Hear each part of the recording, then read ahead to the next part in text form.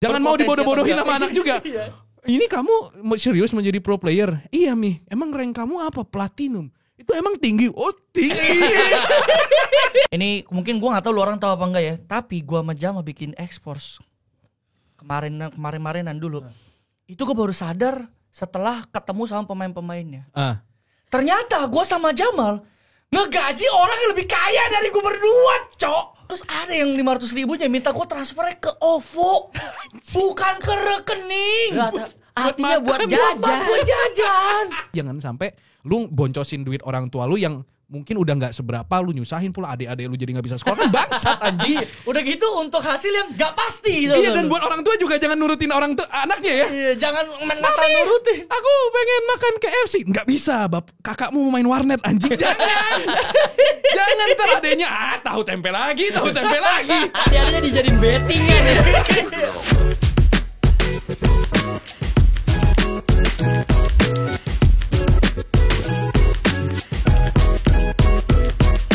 Ini udah lama ya nggak bikin podcast ya. Oh iya, udah kurang lebih dari tahun 74 ya kalau salah ya terakhir ya. Gue denger jokes itu respon gue. Jamal alergi jokes gak lucu. Alergi gue. Jokes kurang ya. Jadi kita akan membicarakan topik karena kalian berdua kan si bangsat ini kan udah sering datang ya. Kayaknya udah pada kenal deh mereka berdua. Jadi pada podcast GLHF kali ini apa? Enggak, belum. Karena kan kita datang sekarang dengan nama baru kan. Silahkan perkenalkan diri dulu. Halo, selamat pagi, salam sejahtera. Nama saya GLHF Jul. Perkenalkan, nama saya GLHF Mal. Setelah lama menghibur pecinta-pecinta e-sports di Indonesia dengan nama-nama sendiri, sekarang GLHF memutuskan untuk ekspansi militer. Bukan dong. Oh, bukan ya. Jadi kita bertiga sekarang hendak membuat sesuatu yang baru, yaitu negara ya. Pemerintahan sendiri. Kita rencananya juga mau bikin asosiasi e-sports baru. Iya. Emang kenapa asosiasi e-sports yang sekarang mesti sampai bikin yang baru tuh? Gak apa-apa, biar variatif aja. Oh, emang penting kan? Udah bego. Oke. Aduh. Langsung loh. Baru Baru 1 menit 40 detik tadi. Udah langsung mulai bro. Jadi kita bakal podcast GLHF akan shift menuju meta yang baru. Kalau misalkan udah sering datang, kita udah ngobrolin tentang individualnya lagi. Kita akan membahas topik yang mungkin banyak orang tidak mau omongin, tapi sebenarnya nyata gitu loh. Dan sebenarnya ini lebih ke diskusi. Ini yang kita ucapin di sini disclaimer ya, bukan fakta. Ini hanyalah opini kita yang mungkin kalian boleh setuju, kalian boleh nggak setuju, tapi lebih kalian harus setuju sih, karena kalian tahu kan akibatnya apa kalau nggak setuju di channel gue. Jadi ya kita bakal open discussion dan ini adalah salah satu episode pertamanya. Gue pernah melakukan ini sih sebenarnya sama Jamal yang waktu itu. Yang online. Tapi ini harusnya bakal lebih seru. Betul. Karena kita ramean sekarang. Nah, topik pertama yang bakal kita bicarain hari ini adalah realita sih sebenarnya. Betul. Setuju nggak teman-teman? Setuju. Setuju. Tepuk tangan dulu dong. Kok ketawa? Bawah. Nah, jadi gue sebenarnya berisik. Jadi gue topik ini sebenarnya berawal dari keresahan ya. Gue waktu itu sempat ngobrol juga sama Jamal. Gue kasih kan, Mal, ini list topik yang pengen gue omongin di podcast. Ada banyak macam. Terus Jamal langsung setuju tuh sama topik ini. Yaitu dijambret bencong tidak apa-apa. Kehilangan hexom berwarna ungu. Baru di coiling belum gue isap. Bangsat, lucu banget. Lu tau gak sih dijambret bencong tuh adalah 2 kata lucu kan? Masalahnya kejadian beneran. Jadi gak lucu buat dia. Iya anjing. Tapi penonton tuh udah tahu belum sih lu pernah dijambret bencong? Gak semuanya tahu. Gak semuanya tahu. Sumpah. Karena gak pernah masuk detik.com tuh gak pernah. Pemuda Cina dari stasiun Duri dijambret bencong tuh gak ada. Gak ada. Berarti ini pertama kali dong orang-orang tahu lu pernah dijambret bencong. Harusnya gitu ya. Yang tahu cuma circle aja. Siapa tahu bencongnya juga nonton sekarang. Kalau bencongnya nonton, bangsat kau. Jadi ya itulah ya topik kita hari ini. Kita bakal menceritakan Yanto pernah dijambret bencong. Tapi sumpah, yang bikin gue kesel adalah bukan selain dijambret bencong ya, Bencong yang ngejambret gua, sumbing anjing. Sumpah. Jangan-jangan yang nande-nande itu. Sumpah bencongnya sumbing. Ini gue juga baru tahu sih kalau ini. Bencongnya sumbing, Cok. Nah, iya. Sumpah, Cok, enggak bohong gua. Jadi ngomongnya agak enggak jelas. Ayo 50.000 gitu. Sumpah, pertama ngajak 50.000. Ya tentu tidak mau anjing. Aduh, dijambret bencong ya. Itu mungkin topik yang akan kita lebih ceritakan waktu watch party. Iya, nanti jadi aja pastiin kalian subscribe ya. Karena siapa tahu di watch party mana Yanto akhirnya akan membuka kisah kelamnya itu di jambret bencong. Tapi pada hari ini kita akan membicarakan topik yang lebih general. Karena ini keresahan gue dan mungkin lebih ke biar penonton-penonton yang di rumah yang punya mimpi untuk jadi penggiat e-sports atau kerja di industri e-sports tuh bisa punya rencana cadangan lah ya. Benar. Nah, jadi topiknya yang akan kita bicarakan adalah e-sports. Ini ide Yanto ya. E-sports bukan untuk orang miskin. Lebih ke ya ini adalah realita yang ada di lapangan ya. Karena kalau misalkan kalian tahu sendiri kan, kalau kita ngobrol-ngobrol tuh ya, kan kalau kita pertama kali ketemu kan belum tahu kan. Backgroundnya ini apa. Lu kalau ketemu orang suka gitu gak sih? Anjing ini orang naker dulu, naker. Iya, benar. Naker nih. Bercandaannya bisa sampai mana, ya kan? Masuknya sampai mana. Nah, biasanya tuh kemampuan ekonomi seseorang tuh berpengaruh. Nah, itu yang selalu gue rasain kalau ngobrol. Ini orang backgroundnya apa ya? Bukan kita kan nggak pengen sampai gue pengen manfaatin dia kayaknya kaya nih orangnya. Bukan. Cuman kita penasaran aja. Ini orang kerjanya apa ya? Kok bisa ada di industri e-sports? Bener. Ya. Setuju. Karena menentukan apa yang kayak tadi lu bilang sebenarnya bukan maksudnya mengkasta-kastakan gitu ya, tapi kalau lu udah ketemu dan lu akan banyak kerja bareng orang ini minimal lu lama-lama akan tahu kan. Jadi biar masuk awalnya gimana, ntar kalau udah enak mah terserah. Tapi awalnya itu pas awal-awal berkenalan, proses pengenalan ya lu pasti bakal berusaha mengulik nih bercandaan gue sampai mana nih. Betul, bisa kena. Karena kalau misalkan ekonominya jauh banget, waduh jokesnya kok pakai Louis Vuitton dan Dior tidak masuk. Makanya ini biasa kalau misalnya gue ngejamal gitu kan ke lingkungan baru gitu, yang e-sports baru yang gue nggak kenal biasanya langsung, wih nih bawa mobilnya lu lihat ya mobilnya gitu. Mobilnya oke banget itu, gitu. Langsung ya diskusi gitu berdua gitu. Pasti ngomongin Bella ya. Itu pertama kali ya. Gue juga kaget pas pertama kali bro. Orang ngapain masih udah pakai mobil kayak gini kerja di e-sports bangsat. Tapi itu yang kenyataannya karena dari yang gue lihat bahkan sampai players pun ya, terutama di lingkungan kita dan bahkan setelah gue lihat-lihat di game mobile pun ini juga kejadian. Hampir semuanya itu punya kelas ekonomi menengah ke atas. Yang menengah ke bawah itu hitungan jari bro. Dikit ya, betul, banget. Betul. Kayak gue nggak tahu ya, menurut gue itu bisa kejadian karena ya. Menurut lu kenapa? Karena asli kan kalau misalkan kita ngelihat orang banyak kan yang bilang e-sports buat semua orang kok, semua orang bisa, tapi kemungkinannya itu kecil banget. Chance-nya beda. Chance ya, gue setuju chance-nya kecil. Biasa chance lebih besar ya itu orang-orang yang ekonominya menengah ke atas yang chance-nya lebih besar gitu.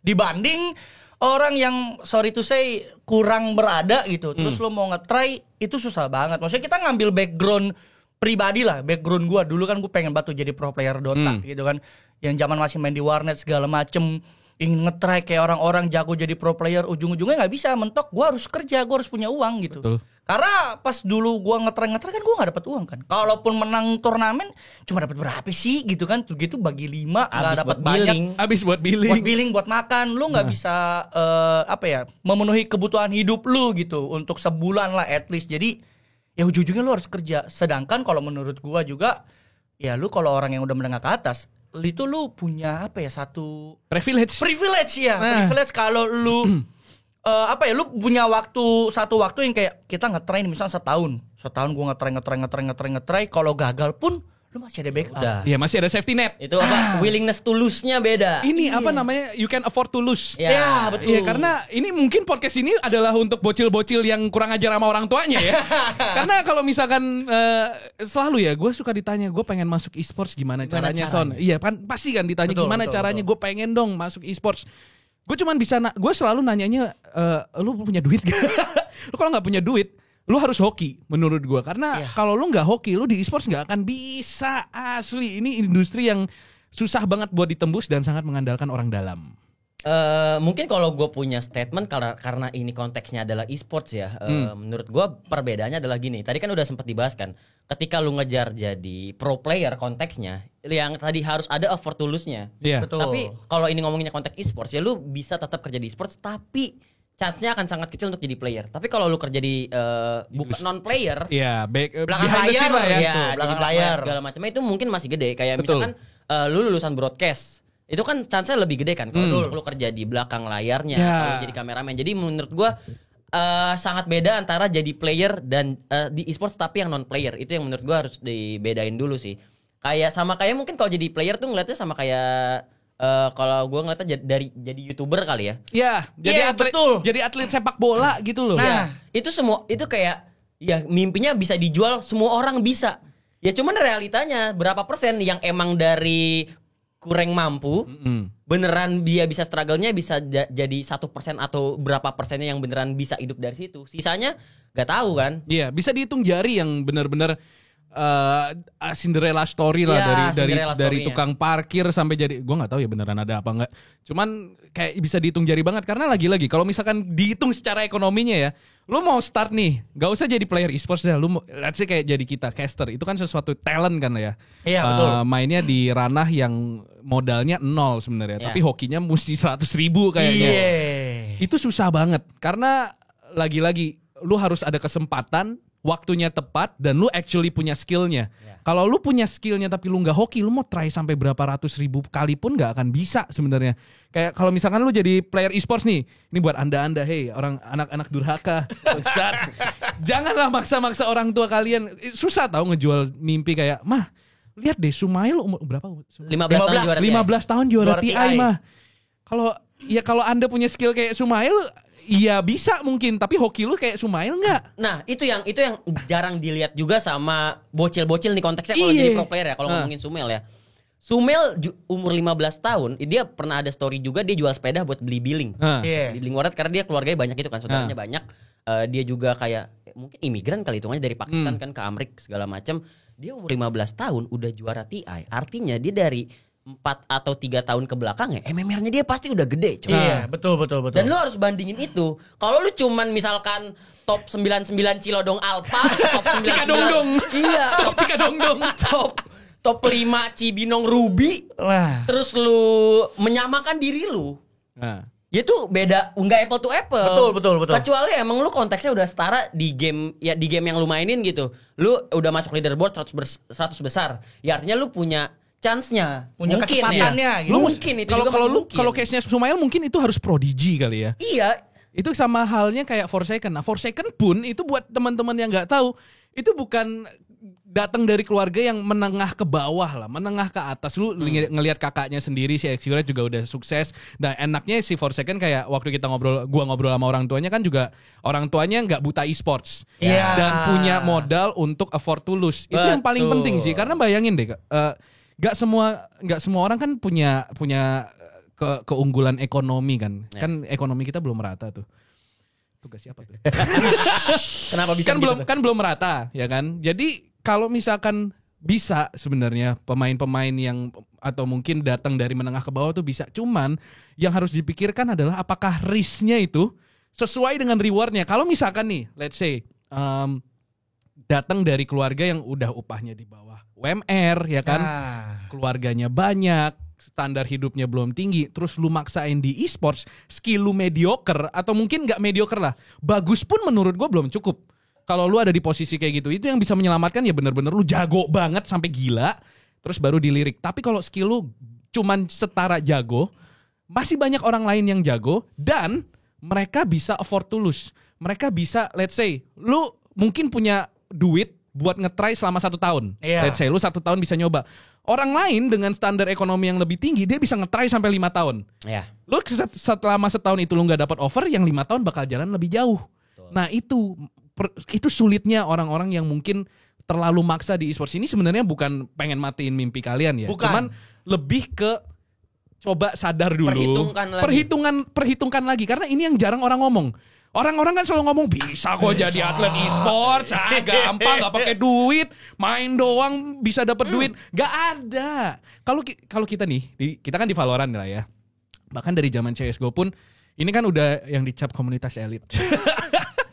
Kalau kita ngobrol sama pemain-pemainnya, hampir 90% itu datang dari keluarga yang menengah ke atas lah. Minimal punya internet bagus, PC di rumah. Betul, Itu minimal standarnya itu tuh. udah minimal Iya. banget.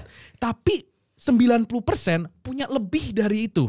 Kayak punya rumah yang gede ya kan, punya mobil, mereka keluarganya juga bekerja, pendapatannya stabil, Betul. terjamin.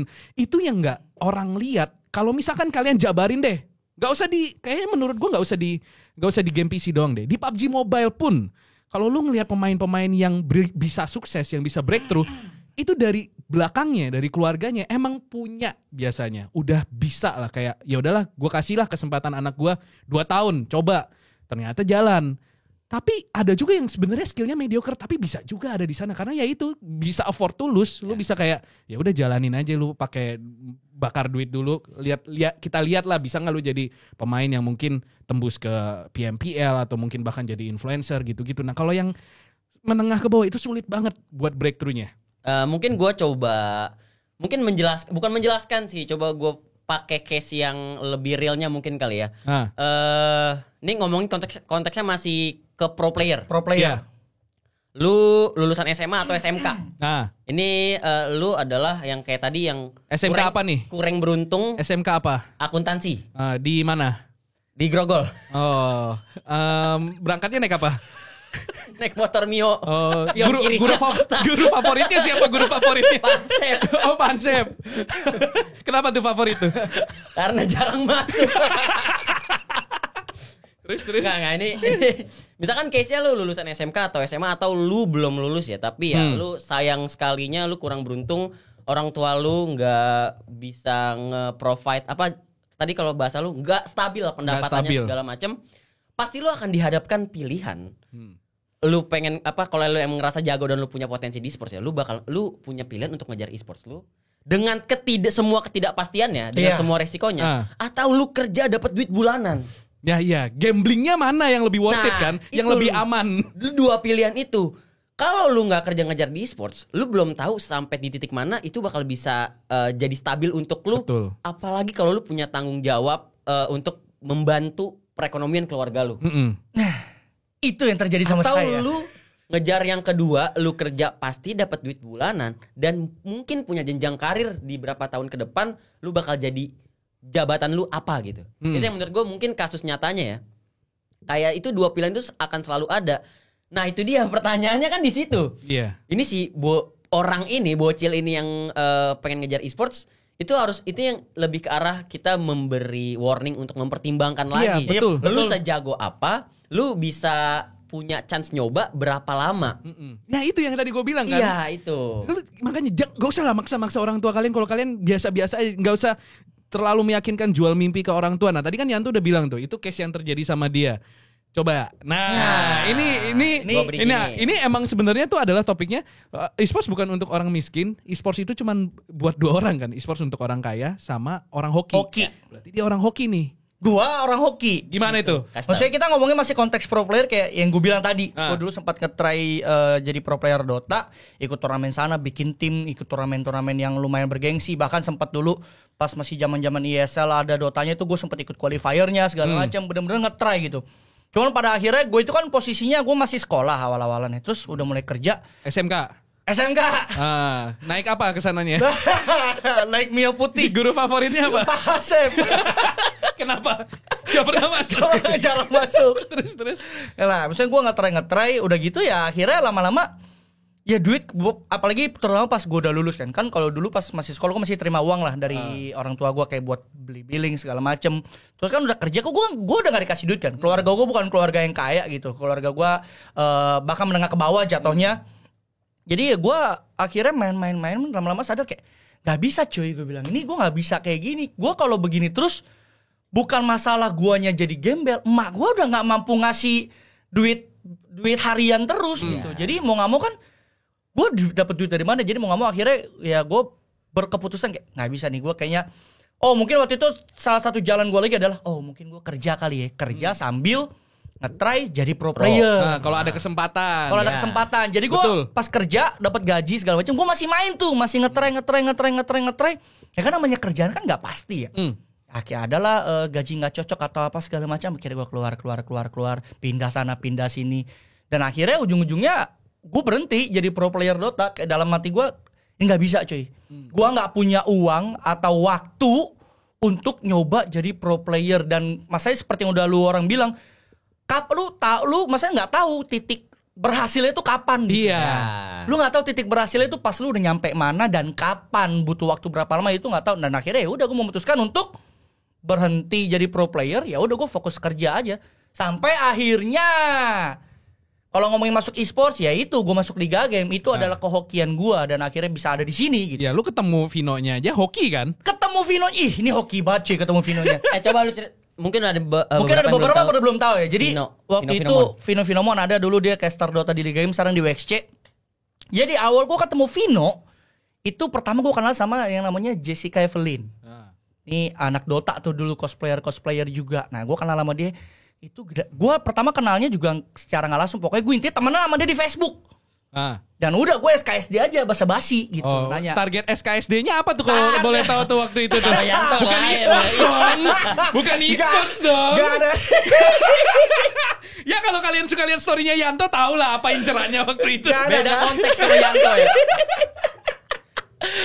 Iya pokoknya intinya gue SKSD itu gue nggak salah lagi ngebazar, jadi freelance di bazar gitu gabut, ya udah gue chat-chatan terus sampai akhirnya dia ngajak gue main warnet di TNC Kemanggisan.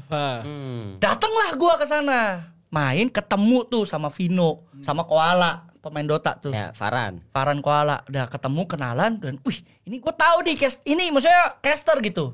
Gue tahu dia caster, terus akhirnya ngobrol nongkrong gitu kan, main segala macam, intinya nongkrong. Besokannya itu tuh gue masih kerja di AW tuh baru masuk.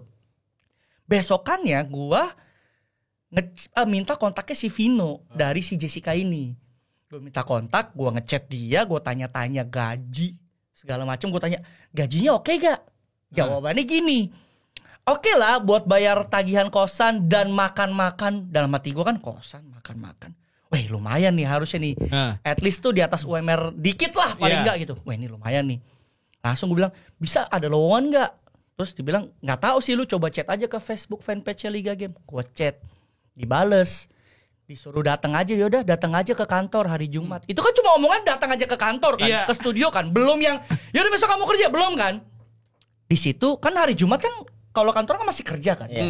Dan itu gue baru masuk, jadi gue gak mungkin cuti izin segala macam gimana-gimana. Gue YOLO cok. Nekat, gue bocah nekat dah tuh bener. Bonek benerin gue bocah nekat. Gue resign. Hari itu juga gue resign. Hari itu juga gue resign dari AW. Itu baru 2 minggu BTW. Gue resign dari AW dengan iming-iming kalau gue gak dapat di Liga Game, gue balik jadi sales kartu kredit. Oh lu berarti bakal jadi orang-orang yang gue benci di mall itu dong. Jadi sales jenius. Bangsa, tapi kadang-kadang sebel gak sih lu kalau udah cukup, kan kita udah main tua lah ya, udah umur 25. Kalau kita jalan di mall tapi gak ditawarin tuh malah kesel gak sih? Sebel. Anjing maksud lu apa? Gue gak mampu gitu. Maksud lu gue miskin. Walaupun kalau lu ditawarin gue bakal tolak juga sih. Kita gak hot prospect nih kayaknya. Maksud lu apa gitu kan?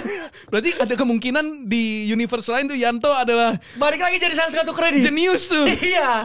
Mas udah punya kartu jenius. Boleh minta waktunya sebentar? Enggak, sorry enggak. Terus. Ya jadi akhirnya gue resign. Gue dengar resign dengan alasan waktu itu emak gue kan emang lagi sakit. Dia pengen berobat ke Malaysia dengan alasan gue mau nemenin emak gue berobat ke Malaysia. Gue dilepas lah. Padahal atasan gue tuh nggak mau, nggak ngizinin tadinya. Cuma karena alasan gue ini sangat kuat. Udah emak sakit lagi. Gue harus nemenin lagi kan. Akhirnya, tapi emak gue disitu beneran sakit, nggak bukan yang embel-embel bohong gitu kan, beneran sakit. Cuman gue nggak nemenin, yang nemenin saudara gue. Tapi gue bohongnya di situ. Akhirnya ya udah gue resign. Besoknya gue ke kantor Liga Game sama Vino. Dia nge-case ya, gue di situ ngobrol-ngobrol tuh sama Pak Budi itu kan, ngobrol segala macam, ditanya-tanya background segala macam, tahu e-sport segala macam. Nah, akhirnya udah datang lah tuh bos besar. Bos besar ngobrol-ngobrol kenalan. Oh, diajarin taktik Barcelona juga. Iya TTA. Iya buat jadi sayap kiri. Cara menjegal Raul Gonzalez. Ketika sudah masuk di kotak penalti. Terus. Nah, habis itu gue ngobrolnya cuma sebentar doang, kayak cuma kenalan, temennya Vino segala macam. Udah habis tuh gue sama Vino, dia kan ada tamu. Jadi si bos besarnya ada tamu, ya gue sama Vino makan tuh pecel lele di depan. Pas balik, bos besar sudah pulang. Tapi gue langsung dikasih tahu sama Mbak Budi, besok kamu langsung masuk aja. Anjir. Jam sekian waktu itu pertama jadi observer Dota. Masuk jam sekian, urusan gaji ntar urusan sama bos ya gitu. Gue nggak tahu saat itu gaji gue berapa segala macam, tapi gue udah disuruh masuk dan akhirnya gambling gue berhasil. Gue masuk ke sana dan akhirnya ya udah kan jadi observer segala macam, belajar jadi caster sampai udah intinya gue jadi caster habis itu. Dan lu kalau mau tahu backup gue yang tadi yang gue kalau nggak dapat situ jadi sales kartu kredit itu nggak jadi. Maksudnya bukan nggak jadi karena gue masuk Liga Game. Kalau gue nggak masuk Liga Game, itu pun gue nggak akan jadi sales kartu kredit lagi. Gak dapet. Karena plannya gagal. Plannya gagal. Jadi bisa dibilang kalau gue nggak dapat di Liga Game, pengangguran gue. Gak akan ada di sini. Gak tahu lu ada di mana itu. Gue nggak tahu gue ada di mana. Ada di tempat party nggak juga? Nggak juga. Nggak ada duitnya bos. Nggak ada duitnya. Karena bener-bener itu kan hoki banget kan berarti. Kan, lu harus tahu hoki pertama Yanto adalah dia tinggal di Jakarta Barat di mana itu lingkungannya sangat e-sport. Betul. Itu adalah hoki pertama. Hoki Jadi kalau pertama. mohon maaf kalau lingkungan lu sekitar lu tidak e-sports, kehokian yang Yanto alamin itu sangat tidak terjadi. Iya, misalkan lu di daerah yang mungkin kan kalau kita kan Jakarta tuh kota metropolitan. Surabaya kota metropolitan lah ya. Jogja, Semarang itu udah termasuk kota yang lumayan metropolitan, lumayan besar. Itu pun cangkupan e-sportsnya hampir nggak ada kan. Jadi dia emang beneran hoki. Itu hoki pertama. Hoki kedua dia accidentally ketemu Vino. Accidentally ketemu Koala ya kan. Accidentally dia ke Liga Game langsung dapet. Itu nggak kejadian sama semua orang bro. Nah makanya Jakarta Barat tuh kan udah terkenal warnet dewa dari zaman dulu kan. Jadi dari kehokian pertama itu ngerembet ke yang lain, bisa ketemu, bisa dia nyamperin ke Liga Game. Coba bayangin kalau waktu dia dari jarak rumahnya dia ke Liga Game butuh sekitar 2 jam atau yang ongkosnya gede lah. Itu kan jadinya kehokiannya nggak jadi namanya hoki karena lu nggak bisa ngambil itu kan. Hoki itu cuman terjadi kepada orang yang bekerja keras sebenarnya. Nah, yang kayak gitu-gitu. Nah, ini kasus gua beda 180 derajat sama Yanto. Kalau gua privilege gua. Walaupun ya cukup lah, keluarga gua cukup bisa biayain gua kuliah, walaupun kuliah yang gua ambil pun sebenarnya nanti kerjanya juga gambling. Gua ambil film, jadi udah gambling 2 kali tuh. Tapi gua udah mulai e-sports dari gua SMA kan. Gua jadi caster tuh gua udah dari SMA segala macam, udah kerja. Nah, kan waktu itu CS:GO mati ya kan. Terus gua masih bisa jadi caster PUBG Mobile segala macam. Itu kalau misalkan teman-teman yang ada di rumah tahu, itu gajinya nggak akan cukup buat ngehidupin gua sampai sekarang kalau gua pengen nyoba sampai Valorant. Kayak misalkan nih gue zaman dulu paling gaji berapa sih, paling 500.000, paling 700.000 lah. Itu nggak akan, kalau misalkan nih gue nggak berprivilege, gue ngambil itu mungkin nggak akan cukup. Kayak misalkan gue ambil CS:GO terus tiba-tiba CS:GO mati. Kalau lu kan kerja di Liga Game gajinya per bulan kan. Kalau gue nggak kerja di Liga, kalau gue nggak kerja di manajemen, gue kerjaannya tuh per event. Dan zaman dulu itu hampir sulit banget buat hidup dari situ. Dari banyak caster yang gue kenal pun, let's say Yudi, let's say caster-caster lama, banyak yang hampir 70%, 80% itu punya backingan lah. Dia bisa afford to lose. Dia nyoba kayak Yudi, Dota ya kan. Dota pada zaman dulu kan lumayan gede, jalan terus sampai akhirnya mulai redup, dia mulai jalan lagi. Di fase itu kan akhirnya karena dia punya pendidikan, dia bisa lulus kuliah segala macam, dia bisa kerja walaupun masih di wilayah e-sports juga. Nah gua waktu CS:GO mati, gue kan ya orang tua juga pasti bilang dong, ngapain masih di e-sports ya kan? Iya. Nah beruntungnya gue adalah orang tua gue punya dan guanya juga mau kerja keras. Gue nggak bisa hidup kalau gue nggak ada kerjaan. Gue tahu gue bisa nyari duit. Apapun itu gue bisa nyari duit. Gue mau jualan kek, mau gue nyolong kek, mau gue nge-scam orang kek, gue bisa nyari duit. Nah yang penting itu dulu dah, lu bisa nyari duit.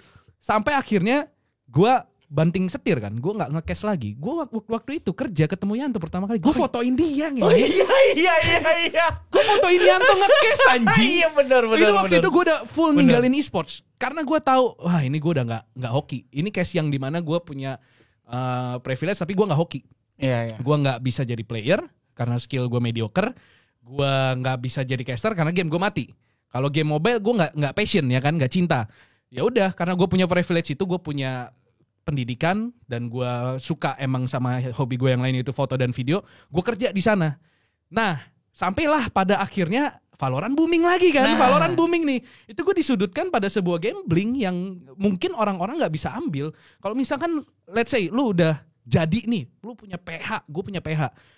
Lu punya karyawan, lu udah jalan, udah break even lah. Lu disudutkan pada lu mau jadi caster apa lu mau jalanin PH. Dua hal yang berbeda banget. Tapi kalau lu punya privilege, lu bisa kayak ya udahlah kalau misalkan gua gagal jadi caster, gua bisa balik lagi. Bener. Gua bisa balik lagi nih ke yang foto dan video nih karena gua punya pendidikannya, gua udah pernah hidup di jalannya, gua didanain sama orang tua gua punya skill itulah, punya safety net. Betul. Even gua ini pun safety net gua gagal yang kedua ini, gua masih bisa ada backingan orang tua lagi, bisa lah dibantuin lagi. Nah itu orang-orang harus sadar. Kalau lu nggak punya itu, lu mau sampai kapan nyusahin orang tua lu ya kan?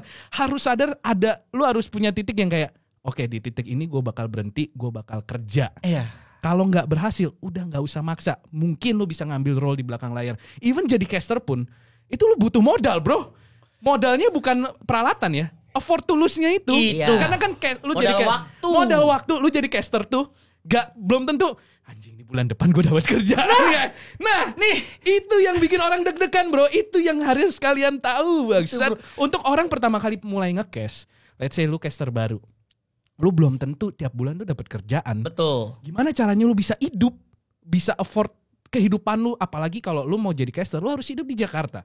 Kosan berapa sebulan? Mohon maaf, kosan mah pasti sejutaan. Sejutaan. Makan, ya kan? Transportasi. Nah, belum biaya membangun koneksi, ya kan? Karena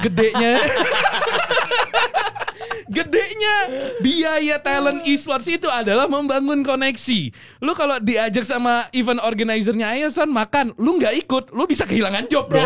Mau nggak mau lu harus yaudah makanlah di tempat mewah gitu kan. Itu sesuatu yang harus kalian sadari strateginya ya.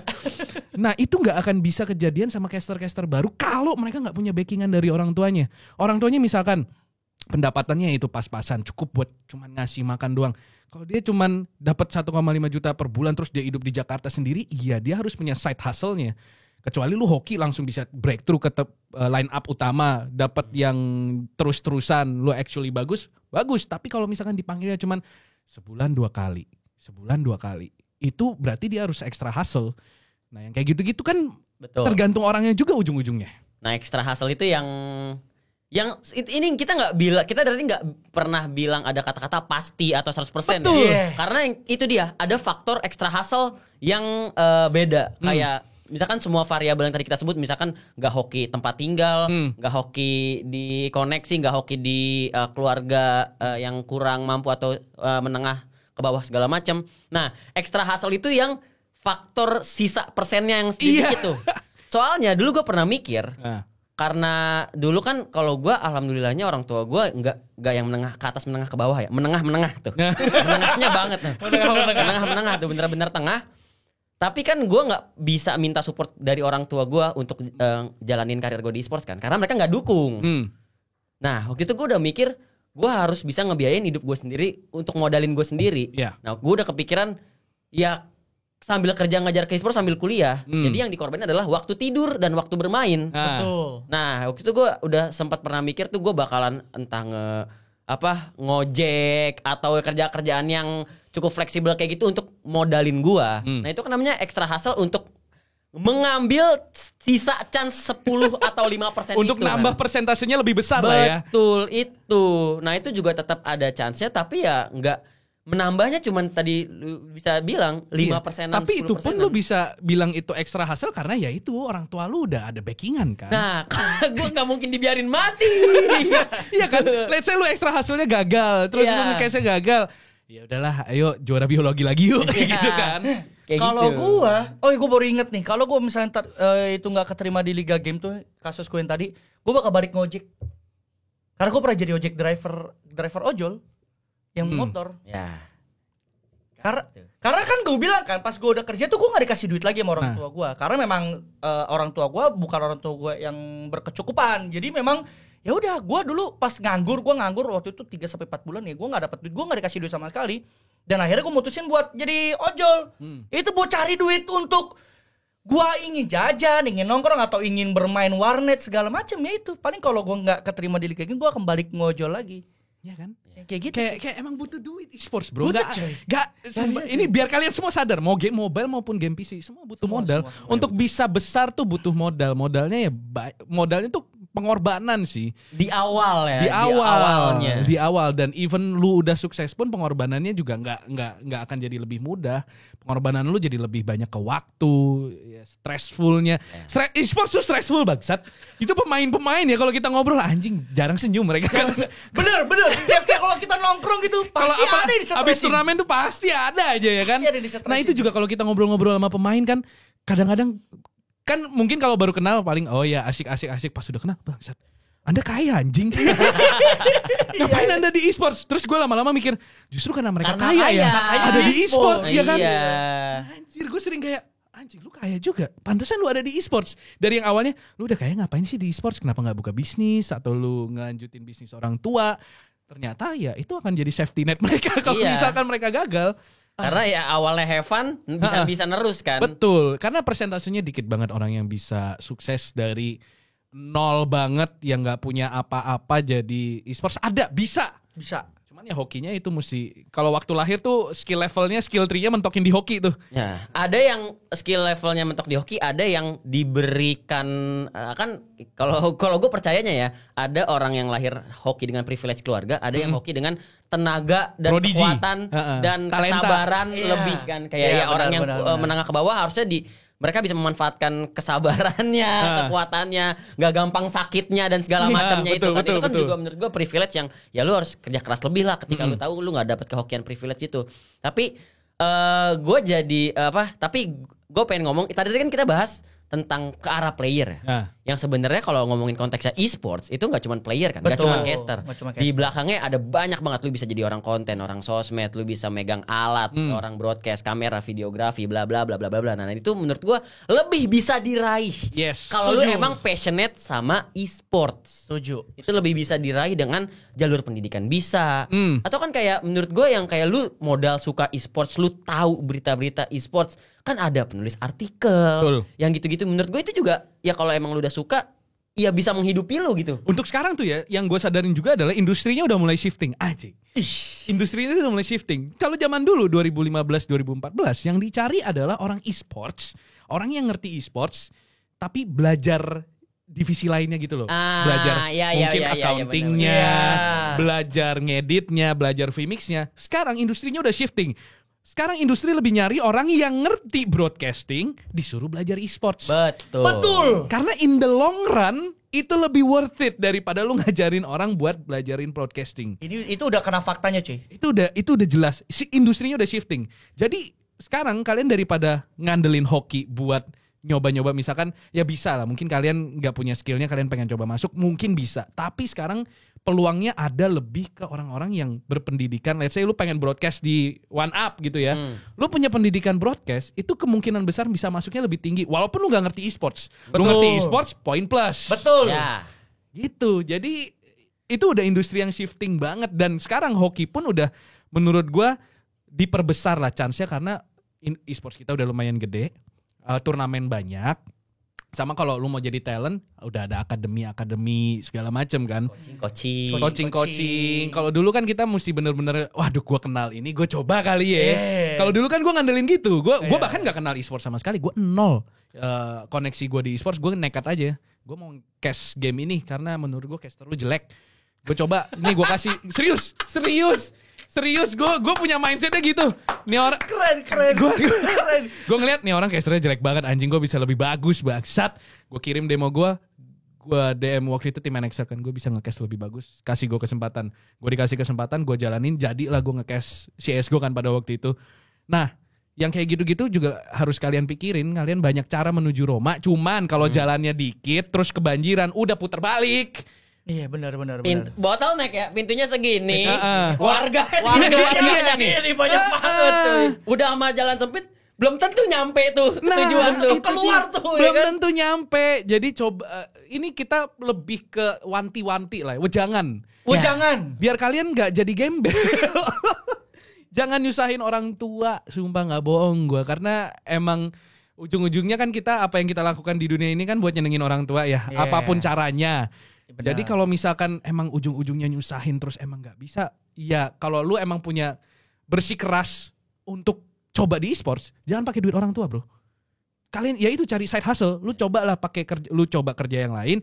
Kalau emang lu pengen try hard di e-sports, lu pakai duit lu sendiri buat try di e-sports. Tapi jangan sampai lu boncosin duit orang tua lu yang mungkin udah nggak seberapa, lu nyusahin pula adik-adik lu jadi nggak bisa sekolah, kan bangsat anjing. Udah gitu untuk hasil yang nggak pasti gitu. Iya, dan buat orang tua juga jangan nurutin orang tua anaknya ya. Iya, jangan ngasal nurutin. Aku pengen makan KFC, nggak bisa, kakakmu mau main warnet anjing, jangan. Jangan ntar adeknya tahu tempe lagi. Adik-adiknya dijadiin bettingan ya. Jangan, Cuk. Jadi kalau kalian orang tua mungkin yang nonton jangan. Ya mungkin kalau emang orang tua juga mesti ngelihat anaknya tuh bisa bedain lah anaknya jago apa enggak lah ya. Jangan mau dibodoh-bodohin sama anak juga. Ini kamu serius menjadi pro player? Iya, Mi. Emang rank kamu apa? Platinum. Itu emang tinggi? Oh, tinggi. Aku bisa kok, aku jago. Oh, itu platinum udah paling tinggi. Iya, Mi. Kan batu kan banyak tuh macamnya. Ada batu, ada bronze, ada besi, ada emas kan. Platinum tuh paling tinggi, Mi. Di atasnya emas. Di atasnya emas, Mi. Dia nggak tahu di atasnya masih ada permata ya kan.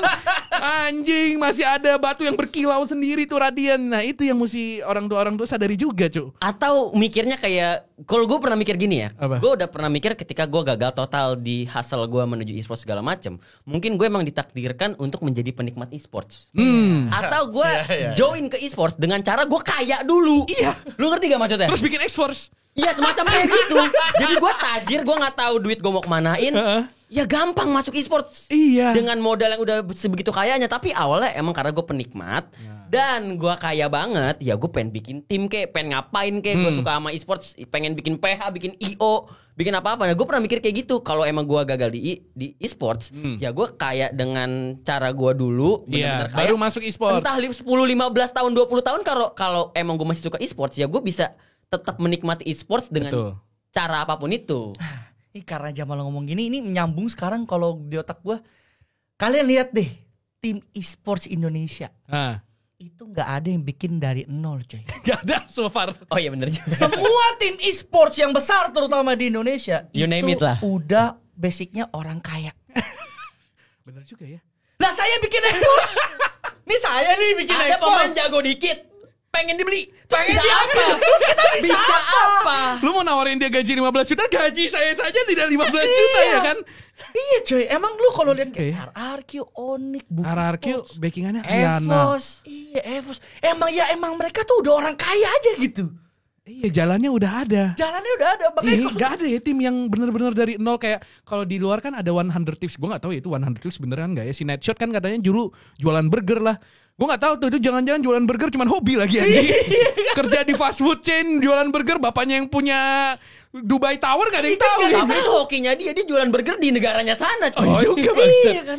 Iya juga ya. Ya tetap itu dia, ada hoki-hoki yang jarang orang melihat itu. Gak ada yang tim dari akar rumput grassroots gitu ya. Jatuhnya tetap jadinya malah jadi kayak semacam akademinya gitu yang cuman diingat doang. Iya kayak tim gue kan juga gitu. Cuman sekedar lewat aja udah. Untuk bisa survive sampai jadi tier 1 tuh butuh waktu yang bertahun-tahun dan itu lagi-lagi butuh duit. Iya.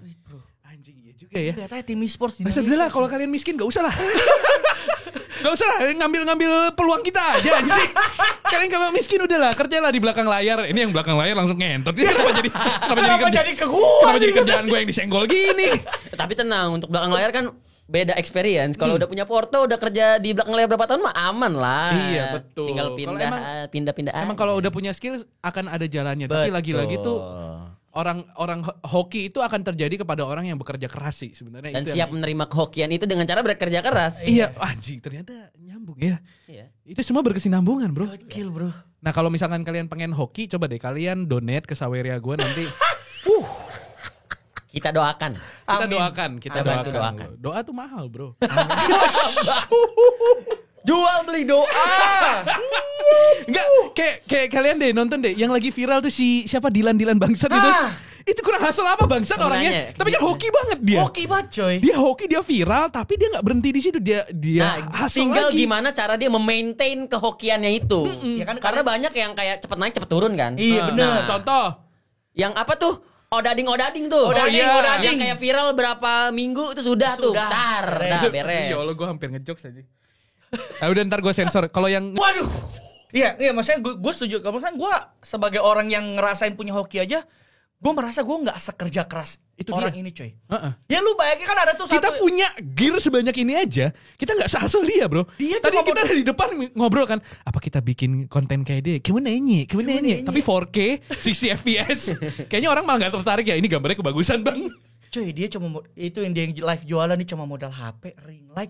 Terus maksudnya sorry ya, bukan gua mengacilkan atau apa ya, tapi lu lihat lingkungannya itu bukan lingkungan yang proper untuk lu live stream jualan, coy. Tripodnya baunya kena becekan, bro. Iya, lagi hujan itu, bro. Iya gila kan itu. Itu gila, coy. Itu hoki terus dia akhirnya follow up dengan kerja keras. Bener. Nah, tinggal gimana di maintain aja kokiannya. Nah itu ya teman-teman. Jadi kalau misalkan kalian merasa pengen masuk e-sports, jangan memaksakan diri kalau memang tidak bisa. Sadar, menurut gue mereka lebih harus kayak Perhitungkan, mereka harus tahu kapan harus berhenti sih. Iya, benar-benar. Kalau mereka nggak tahu kapan harus berhenti dan duit mereka pas-pasan, mati bro. Iya, kayak gue Nurutinnya tuh mati, sumpah. Makanya gue tahu kapan gue harus berhenti. Ini udah gak bisa nih, gue harus kerja normal aja udah gitu. Jadi normal people istilahnya gitu. Kalau lu nggak bisa afford to lose, lu nggak bisa afford to eat bro. Wah, itu. Iya kan? Itu bener. Anjir, Ya, benar, daripada nggak bisa makan lu maksain masuk e-sports. Karena menurut gue e-sports tuh udah tinggal perkara suksesnya kapan sih. Kalau lu bisa, misalkan skill lu mediocre, lu punya duit banyak banget, lu punya 10 tahun nih buat ngabisin duit lu jadi pro player, lu jago cok di tahun ke-10. Gue yakin sih. Lama sih, 10 tahun sih. Tapi duitnya harus sebanyak apa Harus kan? banyak. Buat dia nggak kerja atau dia dapat duitnya dikit sampai akhirnya dia jadi ya kan. Kalau lu punya duit misalnya let's say 10M, lu bisa afford selama 10 tahun lu cuman dapat gaji 1,5 juta. Ya bisa. Iya. Tapi lu akan baru jago di 10 tahun ke depan, terus baru balik modalnya nggak tahu berapa, balik juga belum tentu bahkan. Jadi ya itu ya teman-teman, kalau misalkan ini lebih ke food for thoughts. Anjing, buat kalian pikir-pikir coba apakah kalian memang worth it untuk masuk ke e-sports atau enggak. Jangan jadiin e-sports tuh mimpi kalian satu-satunya. Betul. Kalau misalkan kalian jadiin e-sports mimpi satu-satunya, ketika mimpi itu mati kalian nggak tahu harus terbang kemana. Anjing. Ini terakhir nih kalau dari gua nih. Ini mungkin gua nggak tahu lu orang tahu apa enggak ya, tapi gua sama Jamal bikin ekspos kemarin-marinan dulu. Itu gue baru sadar setelah ketemu sama pemain-pemainnya. Ternyata gue sama Jamal ngegaji orang yang lebih kaya dari gue berdua, cok. Gue datang ke tempat makan berdua bawa motor, mereka pada bawa mobil. Nah itu contoh-contoh orang yang bisa afford to lose bangsa. Iya itu. Masa coba buka deh nggak apa-apa. Gaji lu berapa? Itu nggak kecil banget, 500.000 doang. Nah iya, orang sampai bisa nerima gaji 500.000 kan harusnya berarti mereka punya sampai bisa bawa mobil, kan berarti backingannya tuh udah ada ya kan? Ya emang mereka nggak butuh-butuh amat 500.000-nya. Mereka butuh di manage, disatuin jadi tim, diurusin turnamennya, kayak gitu-gitu. dipecahin masalah internalnya. Kalau ada yang nggak cocok gimana caranya, disediain skrimnya. Mereka nggak butuh 500, nggak butuh-butuh amat 500.000. Kalian yang butuh-butuh banget 500.000-nya. Kita yang berasa. Terus ada yang 500.000-nya minta gue transfernya ke OVO, bukan ke rekening. Artinya buat jajan. Buat jajan. Lu bayangin. Itu guys, ini gue bongkar nih kemarin gue bikin e-sports. Ya begitulah dunia e-sports ya. Itulah. Jadi ini food for thoughts buat teman-teman yang ada di rumah yang mungkin pengen nyoba peruntungannya di dunia e-sports. Kalian butuh hoki atau ya kalian punya backingan. Jadi jadiin ini sebagai masukan lah. Betul. Mungkin kan karena soalnya orang tua tidak pernah didengar kan. Kita Iya benar-benar itu kadang-kadang gue sering mikir. Lebih kalau misalkan nih orang tua ngomong hal yang sama, gak didengar. Tapi kalau orang lain ngomong didengar kan bangsa. Soalnya gue juga kayak gitu. Sorry ya mama, papa. Jadi ini datang langsung dari orang-orang yang punya latar belakang yang berbeda. Yanto punya latar belakangnya sendiri, gue punya latar belakang sendiri, Jamal punya latar belakangnya sendiri. Kita udah rembukan nih kalau emang e-sports bukan untuk orang miskin, e-sports untuk orang hoki dan kaya. Jadi itulah dia topik kita pada hari ini. Jadi sudah setuju ya? Setuju ya. Nanti kita akan kembali lagi dengan topik-topik menariknya. Jadi jangan lupa di subrek, jangan lupa di like, jangan lupa di share. Jamal dan Yanto punya Instagram. Mereka juga pengen viral ya. Jadi tolong bantu follow mereka. Jangan lupa di like ya biar kita FYP. FYP. Biar semua orang nonton ini. Iya, biar kalau bisa masuk ke TikTok Reels semuanya. Betul, nanti saya upload ke TikTok biar nggak diklik sama orang. Bangsat. Yang ngeklip nggak ngomong anjing. Benar. Kesel banget gue kadang-kadang. Masih semua platform. Good luck juga sih buat teman-teman yang masih ingin mencoba ya. Good luck. Tapi know when to stop. Iya. Daripada harus dipikirkan daripada kalian nyemplung tenggelam. Nah, itu. Kalian bisa lah nyemplung terus sambil belajar berenang. Tapi kalau udah lama-lama keram nih, kan tenggelam ya. Iya. Jadi daripada kalian tenggelam duluan, mendingan kalian udah cari pelampung terus cari laut yang lain yang lebih cetek buat direnangin lah ya. Benar. Jadi thank you banget yang udah nonton. Kita ketemu lagi di episode selanjutnya. Bye bye. Dadah guys.